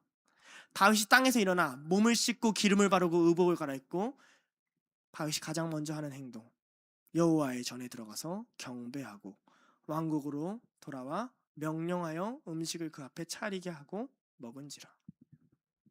이게 다윗이 갖고 있는 또 다른 태도입니다. 몸을 씻고 기름을 바르는 게 먼저 나오는 것은 하나님 앞에 설 때는 거룩하게 서야 되기 때문에 그래요. 다윗이 인식한 거예요.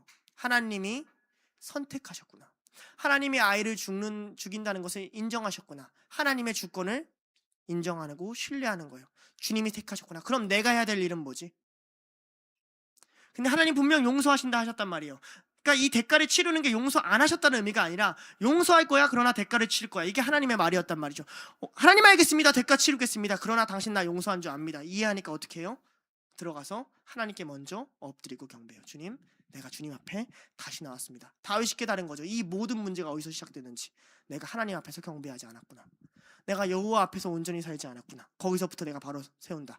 아무리 배고프든 아무리 졸립든 내 상태가 어떻든 지금 죄를 넘어서서 그게 중요한 게 아니다. 하나님께 다시 기준점 맞춘다. 온 마음을 하나님께 드린다. 사람들이 그걸 되게 이상하게 여겨요. 그리고 밥을 먹을 때 다윗한테 물어봅니다. 다윗이 이렇게 대답을 해요. 22, 23절인데요. 이르되 아이가 살아있을 때 내가 금식하고 운 것은 혹시 여호와께서 나를 불쌍히 여기사 아이를 살려주실지 누가 알까 생각하거니와 지금은 죽었으니 내가 어찌 금식하랴. 내가 다시 돌아오게 할 수 있느냐? 나는 그에게로 가려니와 그는 내게로 돌아오지 아니하리라 하니라. 여러분, 하나님이 우리의 죄의 어떤 문제를 터뜨리시고 그리고 끝낼 때가 있습니다. 그때 사람들은 어떤 줄 알아요? 아이고 아이가 죽었네. 나가 아니었으면, 내가 아니었으면, 아이고 내가 이렇게 신앙생활 했으면. 그때부터 죄책감을 파고들기 시작해요. 그때부터 번아웃 왔다고 힘 빼고 바닥에 주저앉기 시작해요. 그때부터 나는 절망한다고 신앙이 없다고 소망 없이 누워있기 시작해요. 모든 게 다 끝났다고, 내가 원하는 게 아무것도 이루어지지 않았다고. 다윗은요, 일어나서 밥 먹습니다. 하나님께 먼저 정배하고 밥 먹어요. 왜? 힘을 내야 될 때거든요. 여러 가지 혼란스러운 감정이 없었을까요? 다윗의 마음은 그렇게 쉽게 정리되나요? 시편 보니까 그런 사람 같지는 않던데요? 근데 왜 그럴까요? 분별한 거예요. 지금 내가 해야 되는 게 뭐지? 내가 지금 잡아야 되는 게 뭐지? 내 감정이 어떻든 지금 내가 바로 서야 되는 게 뭐지? 다윗은 압니다. 그 아이가 하나님 곁에 있음을 알아요. 그 아이는 죄로 인해서 태어난 아이예요. 그 아이의 탈출생부터 낙인이 찍혀 있습니다. 그 아이가 그대로 살아간다면 끊임없이 얘기를 들어야 될 거예요. 살인자의 자식이라고. 그런데 하나님이 그 아이를 걷어가는 걸 보고 다윗은 그 아이를 하나님께 맡겨드립니다. 결론적으로만 보면 어차피 이곳에 왔다 사라질 인생이에요. 그렇죠? 여러분, 그 시대로 돌아가서 다윗에게 가장 소중한 존재, 다윗의 인생을 변화시킬 존재가 될 수 있는 순간에 산다면 여러분의 인생에 가치가 없다고 말할 사람이 누가 있겠습니까? 그게 그 아이의 가치예요. 죄인의 혈통에 태어났지만, 죄로 인해서 태어났지만 죄로 끝나지 않는 그 아이. 다윗이 그걸 알아요. 내 손에서 떠났다. 내가 해결할 수 없다. 그러면 그 아이를 바라보고서라도 내 삶에 지금 내가 해야 되는 일을 해야겠다. 더 좋은 아버지의 곁으로 갔으니 나는 이제 다시 바로 서서 내 일을 해야겠다. 그리고 밥을 먹고 뭘 하냐면 주위를 둘러봅니다. 우리 시대의 사탄이 가장 크게 공격하고 방해하는 지점이 이거라고 합니다. 실제로 심리학 연구를 보면 우리가 어떤 이야기를 들을 때 말을 먼저 듣기보다 감정이 먼저 반응한다 그래요. 그 세포 회로가 훨씬 빠르다 그래요. 그러니까 그 내용이 무엇인지 판단하기 전에 먼저 싫고 좋고가 내 안에 찾아오는 거예요. 먼저 화나고 안 그렇고, 듣기 싫고 듣고 좋고, 그 안에서 우리는 감정에 이끌려서 모든 정보를 판단한다고 합니다. 여러분, 이것을 우리가 분별하고 붙잡지 않으면 하나님이 어떤 얘기를 해줘도, 하나님이 어떤 상황을 펼쳐주고, 그 안에 어떤 가치 있는 인생을 주고, 그 안에서 어떤 선한 것을 만들어내려고 해도 여러분 이해하지 못하고 무너질 거예요. 여러분, 감정이 우상이 됐으니까, 우리 시대는 그렇게 가르침을 받았으니까 감정이 우상이 되라고. 사랑하는 건 자연스러운 거야. 이렇게 마음 품는 건 자연스러운 거야. 네 마음이 움직이는 대로 해. 네 마음이 좋은 대로 해. 가르쳤으니까. 성경은 그렇게 가르치지 않아요. 마음은 분별해야 돼. 마음에 끌려가면 안 돼. 이렇게 말을 하죠. 아이가 죽었다고 울고 자빠져 있는 부모에게 누가 뭐라고 하겠습니까? 근데 다윗은 스스로 깨달았어요. 그러면 안 된다는 것을. 사람들이 다 너무나도 그때는 울어도 돼 라고 생각할 때 일어났어요. 지금 울 때가 아니란 걸 깨달았어요. 이 태도와 자세가 기도임을 여러분 알아야 됩니다. 여러분 삶에 죄가 있어요. 어떻게 죄를 피해갑니까? 우리가 죄인의 육체를 가지고 있는데, 그쵸? 여러분 태도와 자세가 어떻게 하나님 앞에서 항상 옳습니까? 그랬으면 좋겠죠. 저도 그렇고 여러분도 그래요. 근데 실력이 부족한 걸 어떻게 해요? 죄가 터지겠죠. 대가를 치르겠죠. 상처받는 사람이 나오겠죠. 문제가 생기겠죠. 이해합니다. 그리고 그것이 터졌을 때 그 다음에 해야 되는 일은 뭡니까? 울고 자빠져 있는 게 아니라 일어나서 먹으라고요. 걸으라고요. 여러분이 해야 되는 일을 하라고요. 그래서 종교개혁가 마틴 루터는 이렇게 말합니다. 용감하게 죄를 짓는 죄인이 되라. 그러나 용감하게 죄를 지은 만큼 더 용감하게 예수 그리스도를 믿으라. 예수 그리스도를 사랑하라. 이렇게 말합니다. 용감하게 죄를 지으십시오. 죄 짓는 걸 두려워하지 마십시오. 막 죄 짓고 살라는 말이 아닙니다. 그 모든 것이 끝났을 때 다시 일어나란 말입니다. 하나님이 나 용서했어. 이 길에서 내가 하나님 앞에 똑바로 서면 다시 선한 일을 행하셔. 다시 회복할 길이 있어. 하나님이 나를 용서했어. 여러분이 죄에 무지하면 예루살렘의 아히만 같은 사람이 될 수 있지만, 여러분이 죄에 빠지면 어떤 사람이 되냐면, 일본 소설가 중에 다자요 오사무라고 아세요?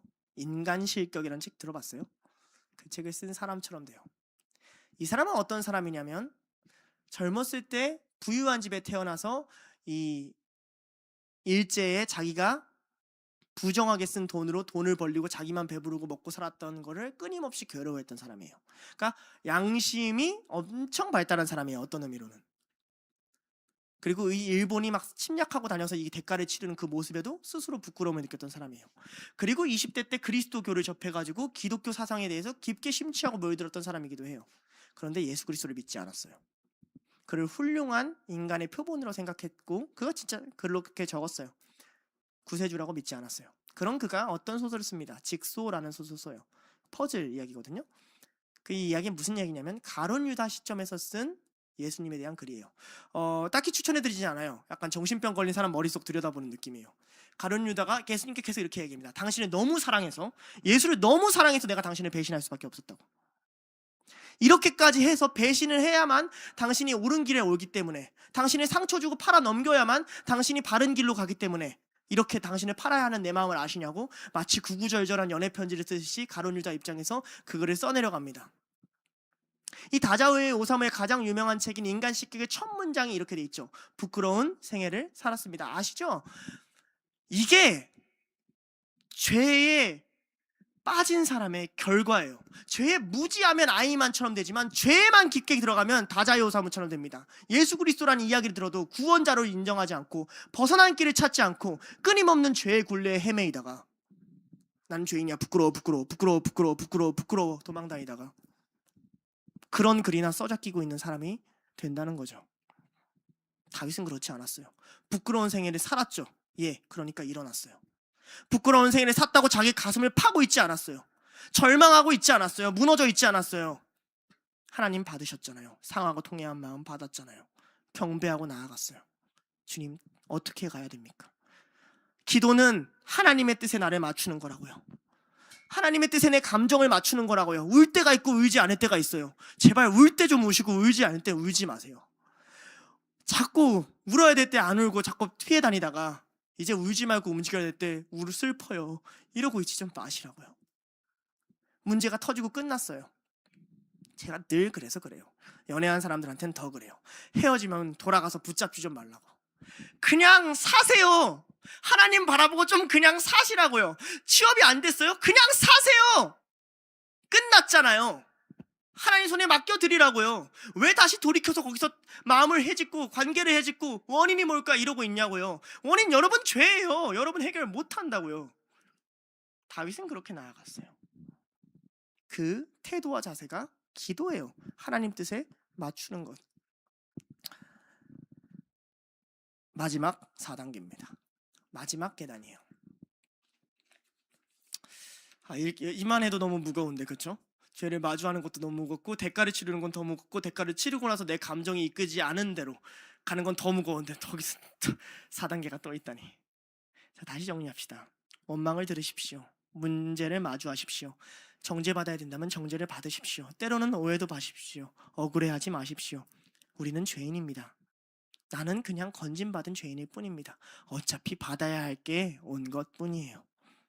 나는 이 태도로 살아가요. 실제로 이 태도로 살아가요. 여러분 모르죠? 난 진짜 이 태도로 살아가요. 오해받자. 욕을 먹자. 하나님이 아신다.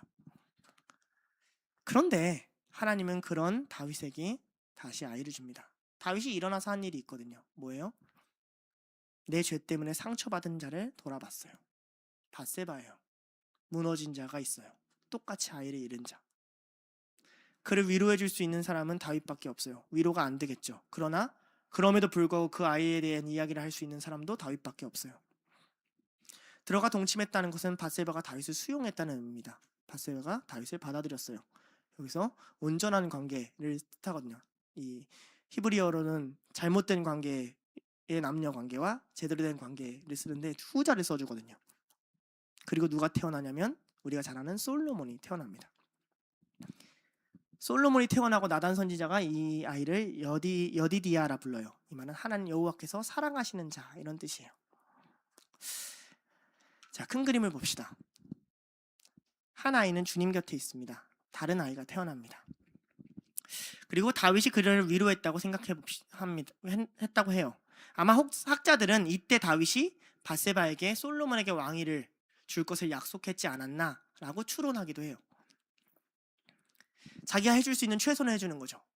너가 이제 왕의 후손이 되게 해줄게. 황후가 되게 해줄게. 내가 이걸로 죄를 갚을 수는 없지만 내가 해줄 수 있는 모든 것. 아이를 다시 주고 다시 가정을 되찾아주고 다시 삶의 의미를 부여해주고 내가 줄 수 있는 모든 것을 그나마 주는 거죠.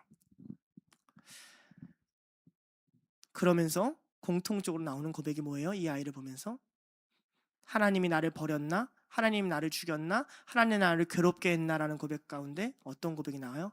여호와께서 사랑하셨다. 하나님이 나를 버리지 않았다. 밧세바도 같은 고백이죠.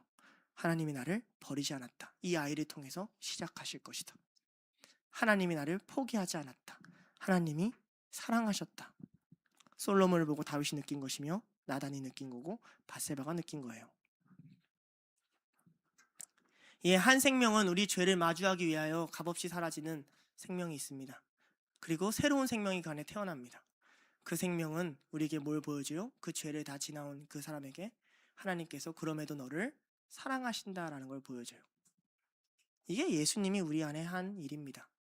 십자가상에서 우리의 죄를 마주하게 하시려 그 생명을 값없이 던지시고 다시 부활하셔서 그럼에도 하나님이 너희를 포기하지 않고 죽음 가운데로 던지지 않고 사랑하시고 살게 했다는 이야기요. 고린도후서 5장 14절과 15절에는 이렇게 말을 합니다. 그리스도의 사랑이 우리를 강권하시는도다. 우리가 생각하건대 한 사람이 모든 사람을 대신하여 죽었은즉 모든 사람이 죽은 것이라. 그가 모든 사람을 대신하여 죽으심은 살아있는 자들로 하여금 다시는 그들 자신을 위하여 살지 아니하고 오직 그들을 대신하여 죽었다가 다시 살아나신 이를 위하여 살게 하려 하심이라. 여러분, 십자가와 하나님의 사랑을 연결할 수 있으려면 여러분이 여러분의 죄에 대한 인식을 깊게 해야 됩니다. 죄에 대한 인식이 없이 하나님의 사랑을 경험하고 싶은 사람은 십자가 앞에서 끊임없는 물음표를 던지게 할 거예요. 사랑한다며. 사랑은 좋은 거잖아. 좋은 건데 왜 십자가야? 십자가는 아픈 거잖아. 이런 어린아이의 논리를 들이댈 거예요. 나를 위해 누군가 죽어야 함을 모르고.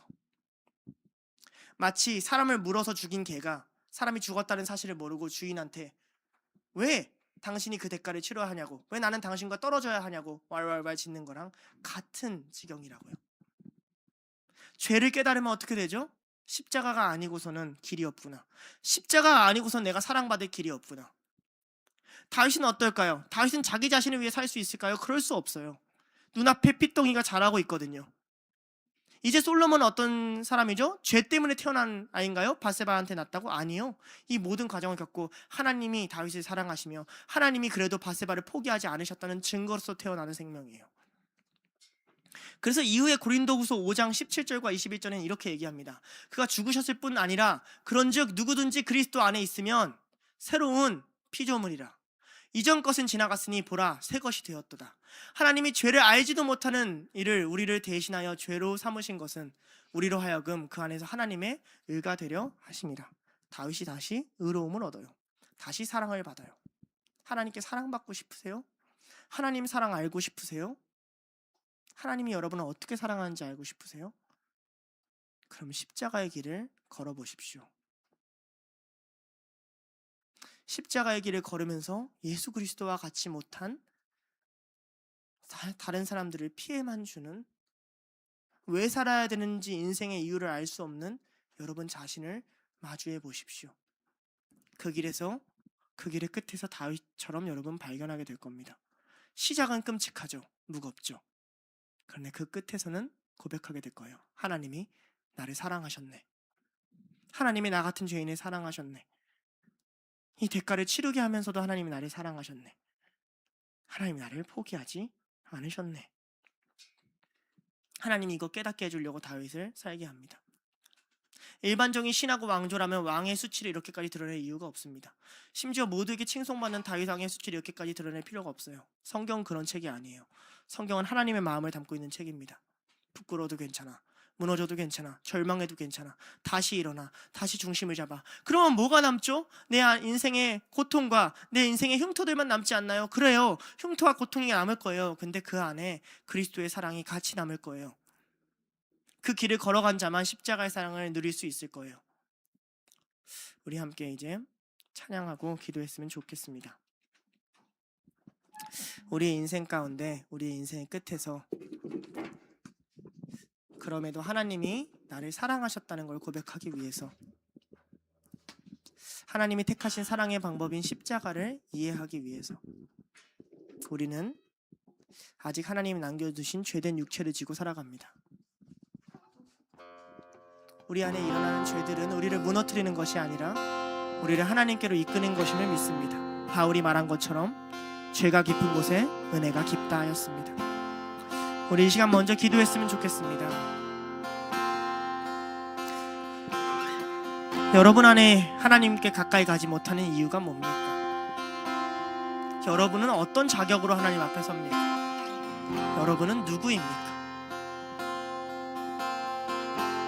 우리가 살아가며 지은 수많은 죄들이 있지만 그걸 모두 보시는 하나님 앞에 나아가기 어렵지만 주님 그 벽을 허물고 내게로 찾아와 달라고 정직한 마음으로 함께 기도하겠습니다. 기도하시겠습니다. 하나님 아버지 감사합니다. 이곳에 우리가 섰습니다. 너무 어렵습니다. 무겁습니다. 한 걸음 한 걸음 올라가기가 힘듭니다. 인생을 살아가도 죄만 많을 것 같습니다. 그리고 그 죄가 드러나는 것도 두렵고, 나 때문에 눈물 흘린 사람들도 생각나고, 나 때문에 가슴 친 사람도 생각납니다. 아니 그 사람들이 가슴 치고 있을 때도 그게 왜 나 때문이냐며, 저 사람들이 마음이 그러니까 그런 거지 하고 그들을 외면하고 고통스럽게 한 내 자신을 다시 마주하게 합니다. 하나님 원치 않았습니다. 그렇게 말하는 거 원치 않았고 그렇게 행동하는 거 원치 않았습니다. 그러나 동시에 마음이 원했습니다. 그렇게 마음대로 말하고 싶었고 그렇게 마음대로 행동하고 싶었습니다. 주님 우리가 죄인입니다. 당신의 십자가에 못 박혀 죽는 걸 내버려두고 싶지 않았고 동시에 당신이 못 박혀 죽는 걸 내버려두고 싶었습니다. 주님 우리가 죄인입니다. 주님 우리가 죄인입니다. 용서하여 주시옵소서. 용서하여 주시옵소서. 하나님 우리가 하나님을 멀리 떠나도 다시 하나님 앞에 돌아오게 하여 주시옵소서. 하나님이 거리가 먼 만큼 그 길을 걸어가게 하여 주시옵소서. 하나님의 버린 만큼 다시 하나님을 찾게 하여 주시옵소서. 다시 우리에게 온전한 인식을 깨닫게 하여 주시옵소서.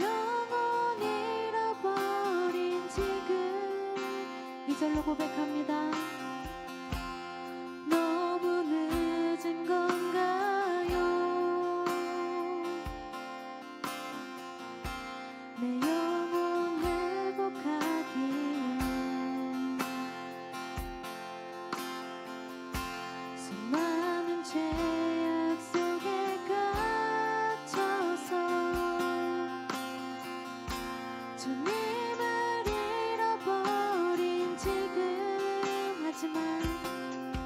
하지만 내 영혼 주님 기다려요. 변함없는 주님의 사랑은 이 모습 이대로 주님 돌아가요. 나의 손을 잡아주소서. 다시 주님의 얼굴 내 영혼 볼 수 있도록 나를 구원하소서. 다시 주의 임재 가운데 내 영혼 살 수 있도록. 2절로 고백합니다. 너무 늦은 건가요? 너무 늦은 건가요? 내 영혼 회복하기엔 내 영혼 회복하기엔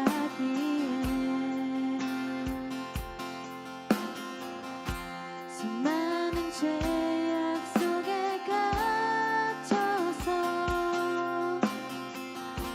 주님을 잃어버린 지금 하지만 내 영혼 주님 기다려요. 변함없는 주님의 사랑은 내 모습 이대로 주께 돌아가요. 나의 손을 잡아주소서.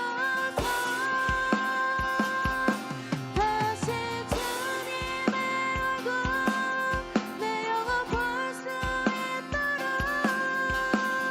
나를 구원하소서. 다시 주의 임재 가운데 내 영혼 살 수 있도록. 다시 주님의 얼굴 내 영혼 볼 수 있도록 나를 구원하소서. 다시 주의 임재 가운데 내 영혼 살 수 있도록. 다시 주님의 얼굴 내 영혼 볼 수 있도록 나를 구원하소서. 다시 주의 임재 가운데 내 영혼 살 수 있도록. 다시 주님의 얼굴 내 영혼 볼 수 있도록 나를 구원하소서. 다시 주의 임재 가운데 내 영혼 살 수 있도록. 예수님을 3번이나 부인했던 베드로는 다시 돌이킨 후에 자기가 원하는 대로가 아니라 남이 너를 원하는 대로 끌고 갈 거라는 그 대가를 받습니다. 스데반을 돌로 찍어 죽인 바울은 다시 하나님을 만난 후에 이제 너가 원치 않는 이방인에게로 가며 그곳에 많은 핍박을 받을 거라는 대가를 받습니다. 그러나 그 대가 가운데 그들의 삶이 무너지지 않았던 까닭은 하나님이 그들을 대가 가운데 홀로 버려두지 않으시고 함께 하셨기 때문이며 그 길이 하나님의 사랑을 가장 누리는 길이었기 때문이고 남이 나를 끌어가든 내가 이방인의 사도가 되든 오히려 그 안에 그리스도의 사랑을 누리는 길이었기 때문입니다. 우리가 지은 죄의 대가를 두려워하지 맙시다. 그 대가 가운데 버려지지 않을 바라봅시다. 그 길에 함께 걸어가시며 우리의 삶을 명예롭게 만드신 하나님 앞에 주여 한번 부르짖으며 기도하겠습니다. 주여, 하나님 아버지, 우리와 함께하여 주시옵소서. 죄가 오고 죄에 대한 대가가 싫어서 어떻게든 그것만 피하려고 용서해달라고 기도했던 지난 날들을 회개합니다. 내가 받아야 될 것을 받아들이게 하여 주시옵소서. 이 거짓된 마음을 품고 온전하게 살아가기 위하여 그 고난이 필요하면 그 십자가의 길을 기꺼이 내가 걷게 하여 주시옵소서. 그 길에 지나고 나면 바울이 그랬던 것처럼, 베드로가 그랬던 것처럼, 다윗이 그랬던 것처럼 하나님의 사도가 되고 하나님 마음의 합한 자가 되고 하나님의 제자가 될 수 있음을 저는 믿기 때문입니다. 하나님이 우리를 용서하셨습니다. 하나님이 다윗의 죄를 사셨습니다. 그러니 하나님이 다윗을 포기하지 않습니다. 그 어떤 대가가 와도 주님이 나를 포기하지 않습니다. 주님이 나와 함께 그 대가의 길을 걷게 하실 것을 믿습니다. 주님, 그러니 나를 불쌍히 여기시고 나를 긍휼히 여기셔서 내가 받아야 하는 것이 있다면 받게 하시고 내가 경험해야 하는 게 있으면 경험하게 하여 주시옵소서. 그것을 피하지 않는 용기를 내게 허락하여 주시옵소서. 내가 원하는 것에 당신을 맞추는 것이 아니라 당신이 원하는 길에, 당신이 제안하시는 그 길에 내가 맞출 수 있는 사람이 되게 하나님 인도하여 주시옵소서. 나의 죄가 나를 찾습니다. 그러나 예수 그리스도께서는 나를 찾습니다. 나를 찾으시는 하나님 앞에서, 나를 붙잡으시는 하나님 앞에서, 내게 길을 걸으라는 하나님 앞에서 무너지지 않고 그 길을 걸어갈 수 있는 하나님, 그런 자가 될 수 있도록 내게 담대함을 허락하여 주시옵소서. 주님, 내게 울기를 원하시는 그 길을 울겠나이다. 요셉처럼 감옥을 지나기를 원하시면 감옥을 지나겠나이다. 40년 동안 하나님과 멀어져서 그 대가로 다시 40년간 광야를 떠돌아야 되는 모두의 삶이라면 그 삶을 살겠나이다. 주님, 그러나 그 대가를 치름해도 주님, 우리가 반드시 하나님의 영광을, 하나님의 은혜를 볼 것을 고백합니다. 나의 생각대로, 나의 뜻대로 행하다가 그 아들을 내려놓지 못하는 인생을 살다가 하나님, 그 대가로 모리아 산의 아들을 바치라고 하면 기쁨으로 믿음으로 바치겠나이다. 그곳에 부활이 있고 그곳에 생명이 있음을 내가 알기 때문입니다. 다윗은 하나님께 버림받지 않았습니다. 다윗은 하나님께 용서를 받았습니다. 바울도 그랬고 베드로도 그랬습니다. 그래서 그들은 대가의 길이 영광의 길로 바뀌게 되었습니다. 주님, 저의 죄가 많습니다. 그러나 대가의 길이 영광의 길이 되게 하여 주시옵소서. 나의 대가의 길이 나의 영광의 길이 될 수 있도록 인도하여. 여러분, 지난 날들 가운데 여러분이 뭘 잘못했는지, 뭐가 문제였는지, 내가 어쩌다가 이 지경에 왔는지, 나는 왜 이런 사람인지 생각하지 마시길 바랍니다. 죄를 지었다, 이 길을 걸어라, 이렇게 살아라 제안한 다음에 다윗은 눈물을 닦고 일어나 하나님께 경배하며 음식을 먹고 힘을 내어 걸어갔습니다. 죄를 지었습니다. 죄가 많습니다. 우리 안에 문제가 많습니다. 예, 그렇습니다. 그러나 그리스도 예수께서 말씀하십니다. 일어나 걸어라.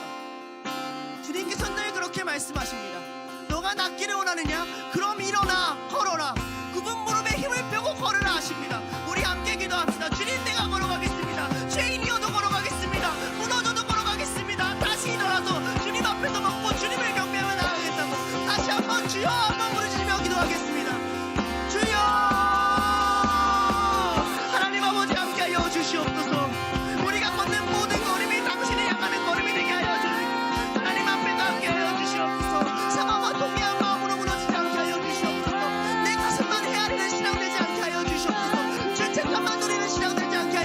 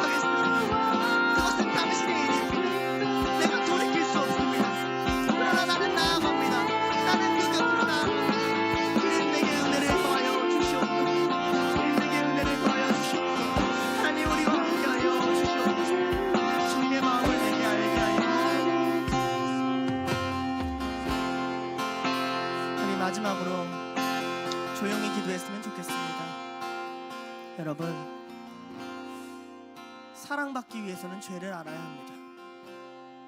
이 세상에 널리 퍼진 죄, 이해하지 못하는 공격과 어려움, 질병과 아픔, 고난과 슬픔, 그리고 나의 작은 행동 때문에 많은 이들이 고통받은, 그리고 그 안에서도 여전히 억울하다고 나밖에 모르는 내 자신마저 마주해야만 합니다. 그러나 예수 그리스도가 오신 그 길은, 죄가 깊은 곳에 은혜가 깊은 그 길은 결국 우리를 하나님의 사랑으로 이끌 것입니다. 지금 이 시간 우리가 조용히 하나님 앞에 기도하겠습니다. 주님, 나의 죄를 넘어 당신의 사랑을 알려주시옵소서. 죄를 지은 베드로 앞에, 나는 죄인입니다 떠나소서 하는 베드로 앞에 너는 나를 따르라 말씀하신 예수님 보여주시옵소서. 나는 주님을 부인했다는 베드로 앞에 너가 나를 사랑하느냐 말씀하셨던 베드로의 마음을 우리에게도 허락하여 주시옵소서. 그런 마음으로 함께 주님의 사랑 앞에 기도하겠습니다. 기도하시겠습니다. 하나님 앞에 하나님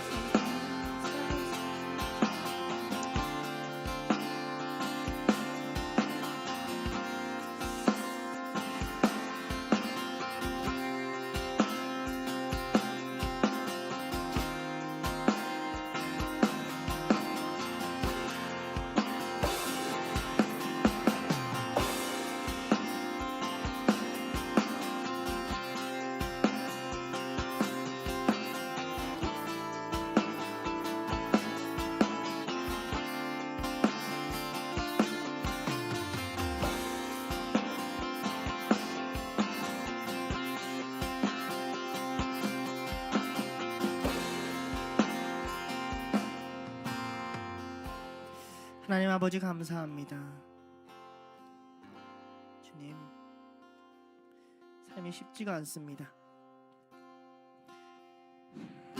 바르게 가고 싶은데 계속 치우치고, 평안하고 싶은 마음에 당신을 놓치고,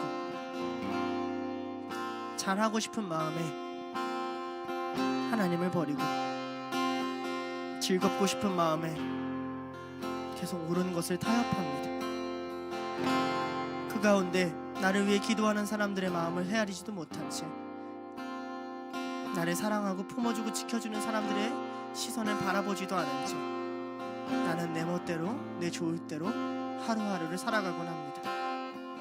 주님, 어리석은 나를 용서하여 주시옵소서. 그 어떤 대가가 필요하시면 내게 깨닫게 하여 주시옵소서. 나의 죄가 깊도록 놔두지 마시되, 설령 내가 깊은 죄를 지어도 주님 더 큰 사랑으로 그것을 감싸 안아주시고, 그 대가를 치루어가며 그 고통 안에, 그 아픔 안에 살아가는 삶에 하나님의 사랑을 부어주셔서 베드로를 명예롭게 하시고, 바울을 명예롭게 하시고, 다윗을 가치 있게 만드시고, 모세를 의미 있게 만드신 것처럼 우리의 삶도 당신 안에서 영화로워지고 멋있어지고 성숙해질 수 있도록 인도하여 주시옵소서. 주님, 우리의 마음에 흔들리지 않게 하여 주시옵소서. 우리의 마음에 이끌리지 않게 하여 주시옵소서. 우리의 감정이 주인되지 않게 하여 주시옵소서. 내 감정의 주인은 예수 그리스도이십니다. 내 마음의 주인은 하나님 한 분뿐입니다. 내 마음을 의지하실 수 있는 분은 성령님 한 분입니다. 주님, 일어나라 하시면 일어나고, 주님 손에서 끝난 일은 주님께 맡겨드리고 다시 먹고 일어나 하나님의 사랑을 향해 나아갈 수 있는 그런 둘로스 될 수 있도록 인도하여 주시옵소서. 이 모든 과정 가운데 우리에게 은혜를 베푸시고 선하심을 베푸시는 예수 그리스도의 이름으로 기도드립니다. 아멘. 다 함께 나와서 함께 찬양하시겠습니다.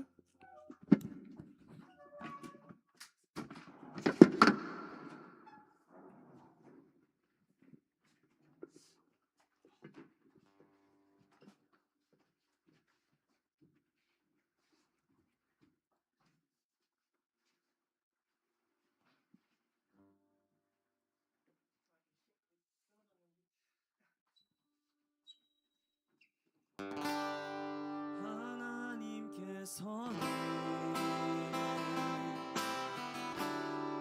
우리의 만남을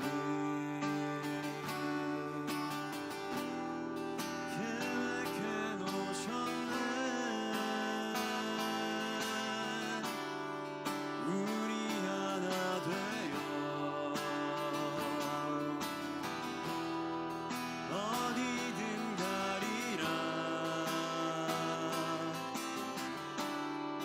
주위에 서라면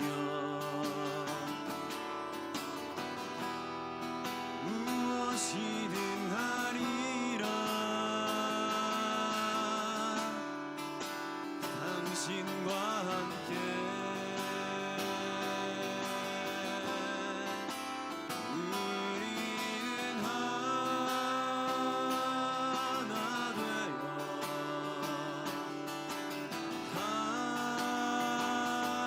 함께 건네 하늘 아버지 사랑 안에서 우리는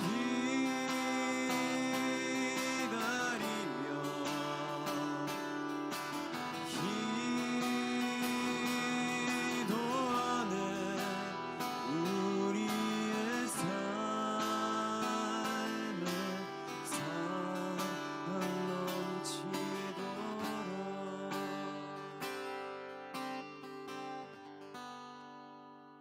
기도하겠습니다. 하나님 아버지 감사합니다. 주님, 오늘 또 예배 시간 가운데 주님의 은혜 가득한 말씀을 저의 삶에 베풀어 주셔서 감사합니다. 하나님, 저의 실력이 너무나도 부족해서 주님 앞에 죄를 짓고 살아가고 있습니다. 주님, 이 죄로부터 저희가 피하지 않도록 도와주시옵소서. 저희가 죄를 마주하고 죄에 대한 인식을 깊게 가짐으로써 죄를 더욱더 바라보고 그 죄 가운데 우리가 더욱더 주님을 바라보고 주님을 의지하며 어떻게 하면 주님께 더 나아갈 수 있을지를 고민하고 더욱더 주님께 기도드리며 나아갈 수 있는 우리 둘로스가 되게 하여 주시옵소서. 죄로부터 도망치지 않는 주님의 종된 제자가 되게 하여 주시고 그 주님의 종으로서 다 함께 죄를 고백하며 나아갈 수 있도록 함께하여 주시옵소서. 감사드리며 예수님의 이름으로 기도드립니다. 아멘.